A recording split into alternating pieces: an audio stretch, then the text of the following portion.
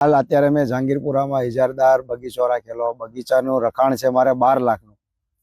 એ બગીચાની અંદર મારે માલ હતો, પણ કાલની પરિસ્થિતિ એવી થઈ કે 7 થી 7:30ના ગાળામાં જે પવન ફૂંકાયો ઓચિતાનો, એ પવનમાં મારું કેરીનો પાક નિષ્ફળ ગયો એટલે કોઈ કામની કેરી ન રહી. કેરી ન રહી એટલે ઝાડ ઉપર બગીચા ઉપર એક માલ તમને જોવા ન મળે. અને અમે જે ખેડૂતને માલિકને રજૂઆત કરી કે તમે શેઠ અમારા જરા જોવો, તો ખેડૂત એવું બોલે કે આ તો કુદરતી છે, આમાં અમે કાંઈ ન કહી શકીએ. અમારા પૈસા તમામ અમે જે પણ કિંમત કીધી હોય એ બધી કિંમત અમે ચૂકવી દીધેલી છે.